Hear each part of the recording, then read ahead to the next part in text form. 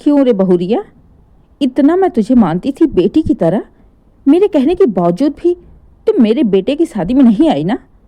गुस्से में सुशीला जी ने रश्मि से कहा। सुशीला जी को दुखी देख रश्मि को बहुत बुरा लगा। वो अपनी सास मंजू जी की ओर देखते हुए बोली, नहीं ताई जी, ऐसी बात नहीं है। असल में माँ जी, अभी रश्मि की बात पूरी भी नहीं हुई थी कि बीच में ही मंजू जी बोल पड़ी। अरे वो क्या है ना जीजी, मैंने तो बोला था चली जा, लेकिन बहू है ना, इसे ही शर्म आती है, शर्मा रही थी जाने में, इसीलिए नहीं गई। सास की बात सुन रश्मि हैरान हो गई। हैरानी के साथ साथ उसे गुस्सा भी आ रहा था कि कैसे उसके मुंह की बात छीनकर साफ साफ झूठ बोल दिया माँ जी ने। रश्मि को तो बिल्कुल कुछ कहने का मौका ही नहीं मिला। मंजू जी की बात सुन सुशीला जी ने रश्मि को ताने मारते हुए कहा, ऐसा भी क्या शर्माना बहू, और वो भी आज के जमाने में? कौन शर्माता है? पढ़ी लिखी हो, समझदार हो, कौन सा मैं तुम्हें वहां पर सबके सामने नाचने के लिए बुला रही थी जो शर्मा रही थी?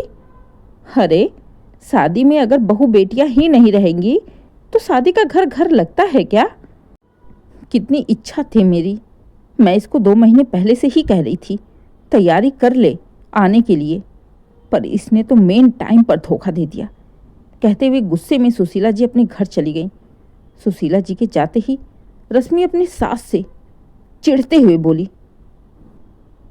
माँ जी, ये क्या तरीका था? अगर आपको मना ही करना था तो कोई और बहाना नहीं मिला? देखा ना कैसे ताई जी मुझे ताने मारते हुए गई हैं। बहू को गुस्से में बोलता देख मंजू जी रश्मि के ऊपर चिल्ला पड़ती हैं। अरे तो कौन सा पहाड़ टूट गया? ताने मार दिए तो शरीर में गड्ढे तो नहीं पड़ गए ना? मुझे जो समझ में आया मैंने बोल दिया। माँ जी, यही समझ में आया आपको कि बहू शर्मा रही है? मुझे खुद ही आपकी बात सोच सोच कर अपने ऊपर ही इतनी शर्म आ रही है कि जब ताई जी जाकर लोगों से ये बात बोलेंगी तो लोग मेरे बारे में क्या सोचेंगे। सही तो बोलकर गई हैं, 21वीं सदी चल रही है, आज के ज़माने में कौन शर्माता है। आपने तो ऐसा बोला जैसे सच में मैं कोई अनपढ़ गंवार हूँ, मुझे समाज में बैठने का पता नहीं है। और सबसे बड़ी बात, बहाना बनाने की ज़रूरत ही क्या थी? साफ साफ क्यों नहीं बोल दिया कि मुझे नहीं अच्छा लग रहा, मैं नहीं भेजूंगी अपनी बहू को? अच्छा तो ये बात है, मतलब महारानी को बुरा लग गया, नहीं जा पाई तो? सास की बेइज्जती हो जाएगी चलेगा, इनकी नहीं होनी चाहिए। बिल्कुल नहीं होनी चाहिए माँ जी, बिल्कुल भी नहीं होनी चाहिए। और क्यों होगी? बिना गलती के मैं बेइज्जत हूँ सबके सामने? देखो बहू, मुझसे ज़्यादा जबान चलाने की ज़रूरत नहीं है। अभी ये घर मेरा है, फैसले मेरे हैं, इसलिए मैं जो चाहूँगी वही होगा। और वैसे भी तुम्हारी बहुत ज़्यादा इज्जत हो गई है। सास की इज्जत कुछ नहीं है, तुम्हारी इज्जत बहुत बड़ी है ना? रश्मि को भन भनाते हुए मंजू जी भी चली गई। अब भला बेचारी रश्मि ताई जी को कैसे बताए कि वो शादी में क्यों नहीं जा पाई थी। जाने का तो उसका भी बहुत मन था, लेकिन मंजू जी के चलते नहीं गई। असल में सुशीला जी और मंजू जी दोनों ही जेठानी और देवरानी थीं, और पिछले 10 सालों से दोनों अलग रह रही थीं।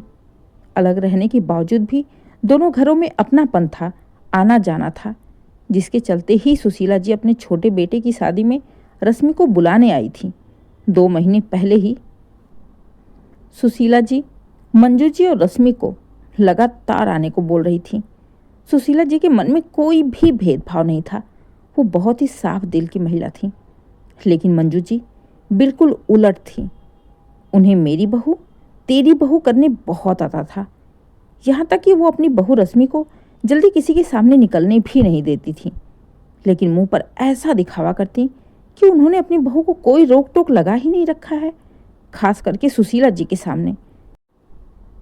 और भी जताती कि रश्मि मेरी बहू नहीं, आपकी ही बहू है, लेकिन पीठ पीछे मन में पाप भरा हुआ था, और इसी पाप के चलते मंजू जी ने रश्मि को शादी में जाने नहीं दिया। खैर, अब तो शादी बीत गई थी, जो होना था हो गया था, बात आई गई हो गई। सुशीला जी भी कुछ दिनों तक रश्मि से नाराज रहीं, लेकिन धीरे धीरे समय के साथ उनकी भी नाराजगी खत्म हो गई। सब कुछ पहले जैसा हो गया था। देखते ही देखते सुशीला जी के छोटे बेटे की एनिवर्सरी आ गई। पहली एनिवर्सरी थी, इसलिए धूमधाम से मनाया जा रहा था।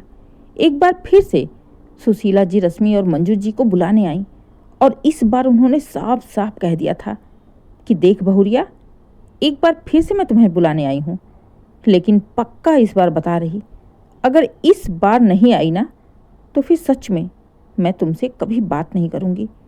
सुशीला जी रश्मि को बहुत मानती थीं। रश्मि को भी बहुत बुरा लग रहा था, लेकिन अपनी सास के हाथों वो मजबूर थी। उसने कहा, नहीं ताई जी, इस बार मैं पक्का आऊँगी, आप निश्चिंत रहिए। रश्मि ने तो विश्वास दिला दिया, लेकिन विश्वास तोड़ने का काम किया मंजू जी ने। रश्मि इस बार जब एनिवर्सरी में जाने के लिए सास के साथ तैयार हो गई तो रश्मि को तैयार देख मंजू जी ने नाक भौं सिकोड़ते हुए कहा, ये क्या बहू, ये कहाँ की तैयारी है? इतना सज धज कर कहाँ जा रही हो? किससे पूछकर तैयार हुई? मैंने बोला था तुम्हें जाने के लिए। माँ जी, पिछली बार देखा था ना, ताई जी ने कितना हंगामा किया था। कितने दिन तक उन्होंने मुझसे बात भी नहीं की। पिछली बार तो आपने बहाने कर दिए थे, इस बार क्या कहेंगी?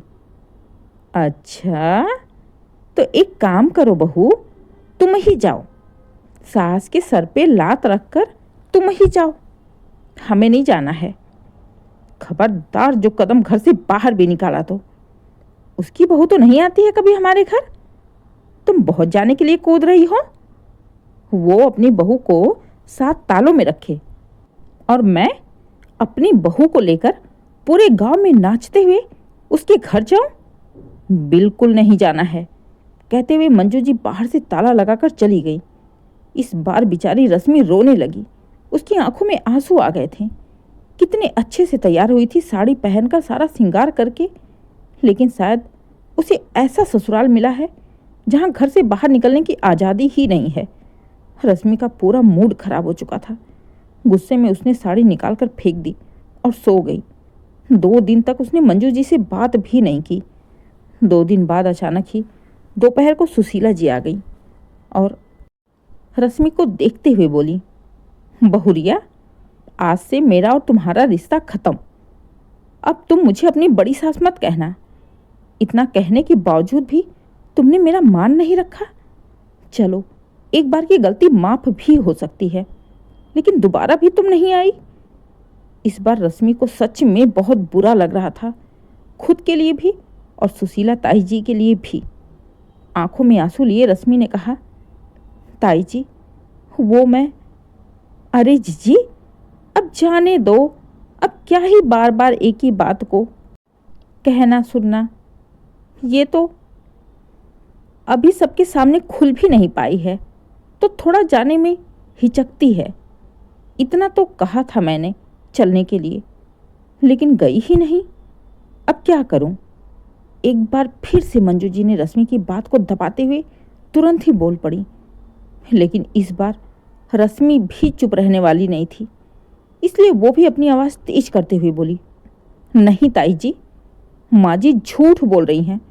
मैंने कोई मना नहीं किया था, ना पहली बार और ना ही अभी। इस बार मैं जाने के लिए तैयार थी और इस बार तो मैं तैयार हो भी गई थी। कपड़े पहन लिए थे, सब कुछ कर लिया था, निकलना था, लेकिन माँ जी ने ये कहते हुए मुझे रोक लिया कि आप अपनी बहू को 7 तालों में रखती हैं, आप अपनी बहू को नहीं आने देती हैं, इसलिए वो भी अपनी बहू को नहीं जाने देंगी। और ये बाहर से ताला लगाकर चली गई थी और जानबूझकर मुझे झूठ बोलकर बदनाम कर रही हैं। गुस्से में ही सही, लेकिन रश्मि ने सारी सच्चाई सुशीला जी के सामने रख दी। रश्मि के मुंह से सारी बात सुनकर मंजू जी जड़वत हो गई। उन्होंने सपने में भी नहीं सोचा था कि रश्मि अपना मुंह ऐसे फाड़ देगी। रश्मि की बात सुन सुशीला जी मंजू जी की ओर देखते हुए बोली, ये क्या मंजू, ये बहू क्या कह रही है? अरे, तुमने कब बुलाया मेरी बहू को और मैंने नहीं भेजा? तुमने तो अपने बेटे की शादी भी कर ली, तो भी मेरी बहू को नहीं पूछा। फिर भी मैं इस बात का बुरा नहीं मानी और अपने बेटे की शादी में रश्मि को बुलाई।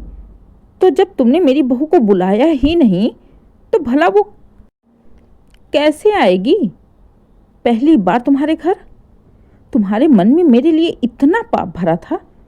मुझे तो लगता था कि भले ही हम अलग हो गए हैं, लेकिन अपनापन, परिवार की भावना तो है ही हमारे अंदर। लेकिन शायद मैं गलत थी। अरे, जब तुम्हें अपनी बहू को नहीं भेजना था तो साफ साफ मना कर देती। वो मुझे बुरा नहीं लगता जितना ये लग रहा है। अब मंजू जी की बोलती बंद थी। वो चुपचाप नजरें नीचे किए बैठी रहीं। सुशीला जी ने फिर कहा, और वैसे भी मंजू, जब तुम अपनी ही बहू की सगी नहीं हो पाई, उसे ही बदनाम कर रही हो, फिर मैं तो तुम्हारी पट्टीदार हूँ, जेठानी हूँ। तुम भला मेरी सगी क्या होगी? जेठानी के मुंह से अपने लिए तीखी बातें सुन मंजू जी अंदर ही अंदर जल भून रही थी, लेकिन बोलने के लिए कहीं जगह भी तो नहीं था। कहाँ से बोलें, क्या बोलें? सारी पोल पट्टी तो बहू ने खोल दी थी। रश्मि भी चुपचाप अपने काम में लग गई और मन ही मन सोचने भी लगी, चलो अच्छा ही हुआ, कम से कम अब माँ जी को भी तो बेइज्जती का एहसास हो कि ऐसे में कैसा लगता है, ताकि आइंदा से फिर वो मुझे कहीं से भी ऐसे बेइज्जत ना कर सके।